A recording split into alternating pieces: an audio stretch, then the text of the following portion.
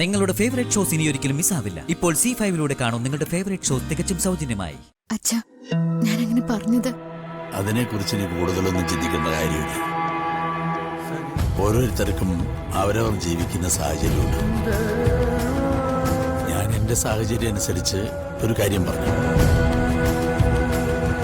അവിടുത്തെ സാഹചര്യങ്ങൾക്കനുസരിച്ച് നീ അതിന് മറുപടിയും തന്നു.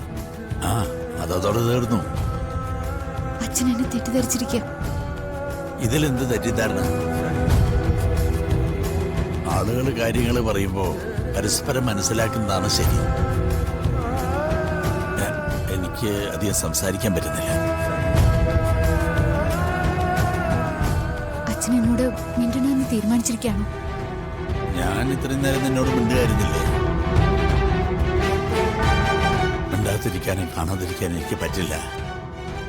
എനിക്ക് നീയല്ലാതെ ആരാളുള്ളത്? എല്ലാ കാര്യങ്ങളും മനുഷ്യർക്ക് ഒരുപോലെ ചിന്തിക്കാൻ പറ്റുമോ? അപ്പോ പൊരുത്തപ്പെടണം. ഞാനിത് പൊരുത്തപ്പെട്ടു.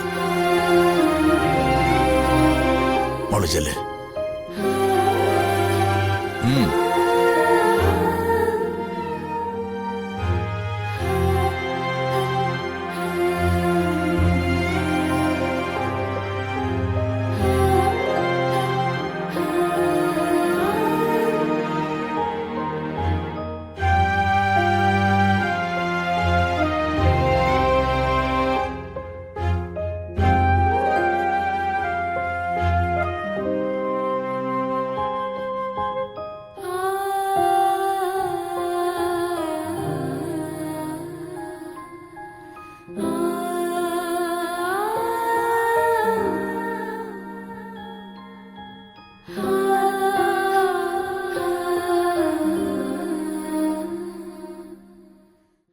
മോളെ,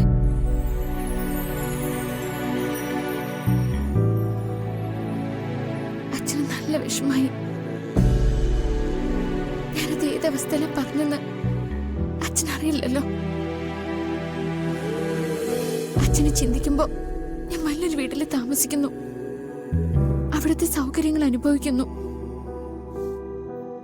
അവിടെ അച്ഛൻ എനിക്കൊരു കുറവോ ഭാരമോ ഒക്കെ ആവുമെന്ന് ഞാൻ ചിന്തിച്ചു. അങ്ങനെയല്ലേ അച്ഛന് തോന്നും?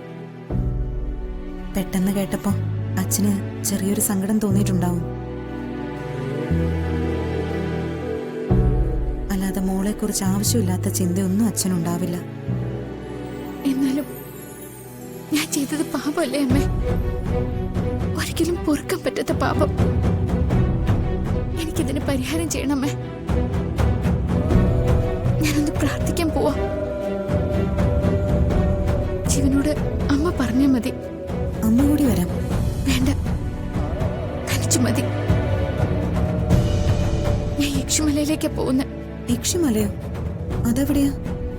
ഇവിടെ അടുത്ത പാപങ്ങൾ തീർക്കാൻ വേണ്ടി ചവിട്ടുന്ന മലയാണ്. മോളെ, അമ്മ ഇത് ആരോടും പറയണ്ട. അച്ഛന്റെ മനസ്സ് നൊന്നിട്ടുണ്ടെങ്കിൽ അതിന് ഞാൻ പ്രായശ്ചിത്തം ചെയ്തേ പറ്റൂ. ഞാൻ പോയിട്ട് പെട്ടെന്ന് വരാം അമ്മേ. ശരി. ഡൗൺലോഡ് ചെയ്യൂ C5 ആപ്പ്. കാണൂ എല്ലാ എപ്പിസോഡുകളും സൗജന്യമായി.